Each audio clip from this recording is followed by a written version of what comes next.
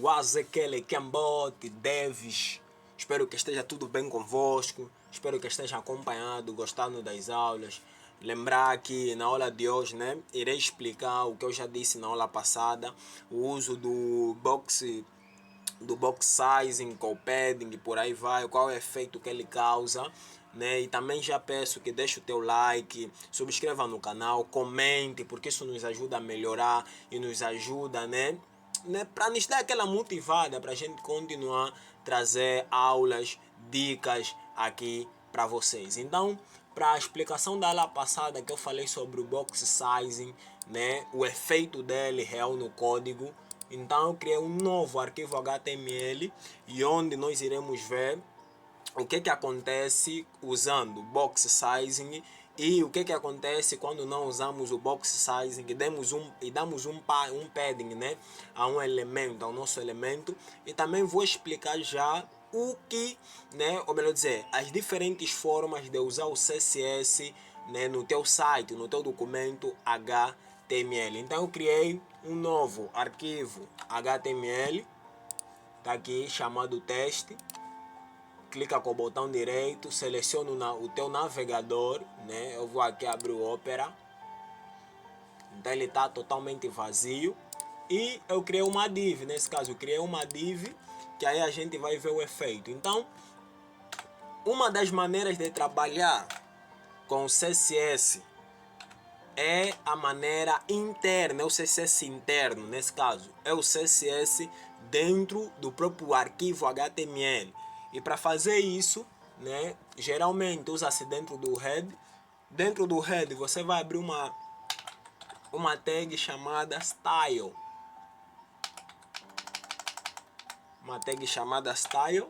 Então, o mesmo que a gente fez aqui no arquivo externo, é o mesmo que a gente faz aqui, seguindo o mesmo padrão: seletor, propriedade e valor. E não esquecer os colchetes, nesse caso. Até nos colchetes, as chaves. Então aqui o nosso seletor é a div. A div é o nosso seletor. Abro chaves. E nessa div eu vou lhe dar um background color blue. Background color blue. Vou lhe dar um width, que é uma largura de 500 pixels. Vou lhe dar uma altura de também 500 pixels para estar quadrado, né? E vou atualizar. Se nós irmos lá no navegador, né, agora a nossa div tem uma largura e uma altura de 500 pixels. Vou trazer aqui um inspecionador, botão direito do mouse, inspecionar elemento.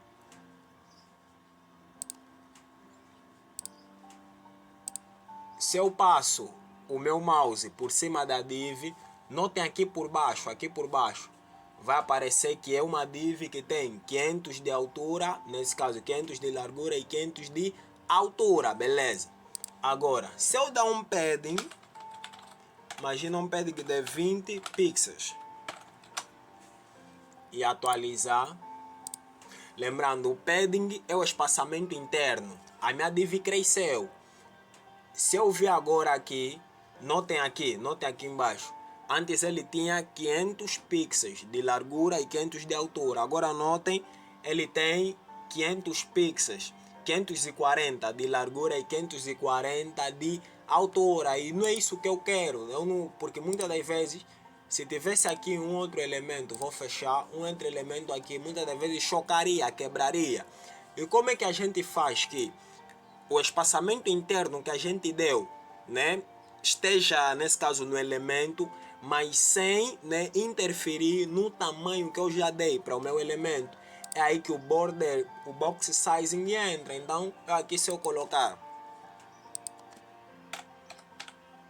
box sizing com o valor dele, border box, e eu atualizar aqui no navegador, notem que visualmente parece que ela reduziu, mas o espaçamento interno está lá. Se eu inspecionar o elemento,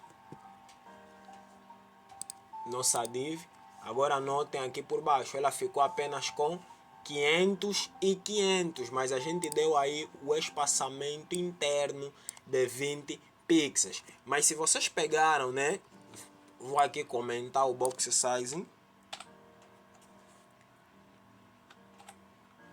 Comentado. Eu dei um espaçamento de 20 pixels. E só aqui atualizar, ele está a marcar 540 a 540. Mas talvez vocês estejam se perguntar, como assim? Se eu aqui dei 20, como é que é 540 a 540? Por quê? Porque o padding, usando assim, nós estamos a praticamente, o padding vem acompanhado com outras propriedades, né, individuais, como padding top, padding left, padding right e o padding bottom. Então, essas são as propriedades individuais do padding. O espaçamento para o topo, o espaçamento para a esquerda, o espaçamento para a direita e o espaçamento para baixo. Então, isso quer dizer, se eu uso apenas padding, que é a propriedade, né, estenográfica, que é apenas meter padding, um único padding, e você dá 20 pixels a cada, nesse caso, lado, né, se assim posso dizer, do padding. Nesse caso, eu usando apenas um único padding e dá 20 pixels, eu estou a dizer que tanto o topo, né, o espaçamento do topo terá 20, o espaçamento da esquerda terá 20, o espaçamento da direita 20, o espaçamento de baixo 20. Isso quer dizer que apenas dei 20, então a direita vai ter 20, a esquerda vai ter 20, que total bate quanto? 40. Na largura, na altura, na parte de cima vai ter 20, na parte de baixo vai ter 20, que vai bater quanto? 40. Por isso aqui ele está a mostrar 540 a 540. Então o padding, se você quer só dar um padding para o lado direito, então vai usar o padding right. Se queres dar apenas para a parte de baixo, padding bottom. Se queres dar para o topo, top. Para a esquerda, o left. Se queres dar para todas as partes, usa apenas a propriedade estenográfica, que é o único padding para todos os lados. Beleza?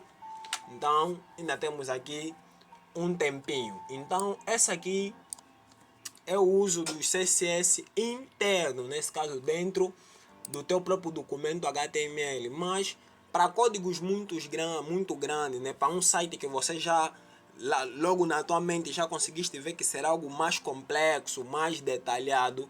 Então, para processamento de código, para o site não ficar muito pesado, é bom trabalhar sempre com o CSS externo, que é esse que nós estamos a usar no modelo das aulas desse curso, nesse caso. E também tem a outra maneira de usar o CSS, que é em linha, que é usando a CSS através da própria tag como um atributo. Então posso vir aqui na tag div e colocar aqui o style como um atributo e especificar. Imagina, vou dar os mesmos valores, vou dar um background color, dessa vez vou dar um head, vou dar um width de 200 pixels. Se eu atualizar, nota aqui, agora temos um background vermelho com um espaçamento de 200 pixels. Então, essas aqui são as duas formas de usar o CSS dentro do teu próprio código HTML, da tua própria marcação HTML, mas para ser mais didático, mais realmente mais usado, né? O modelo mais usado é o CSS externo para otimização de código. Então é bom cada coisa, o JavaScript, o CSS, o HTML, estiverem arquivos separados. Então, para o vídeo não ficar muito longo, vamos ficar por aqui. Espero que vocês, né, tenham entendido. Qualquer dúvida deixem no comentário, que eu terei a paciência de explicar. Então nos vemos na próxima aula. Não esqueça de subscrever, deixar o teu link, isso nos ajuda muito, ajuda o projeto Angola Dev Tecnep a crescer, nos motiva para continuarmos, né, a trazer aulas aqui para vocês. Então o teu comentário nos ajudará para a gente ver onde estamos a falhar, onde devemos melhorar. Então nos dê essa força, nos ajudando, nos apoiando e nos vemos na próxima aula. Fui!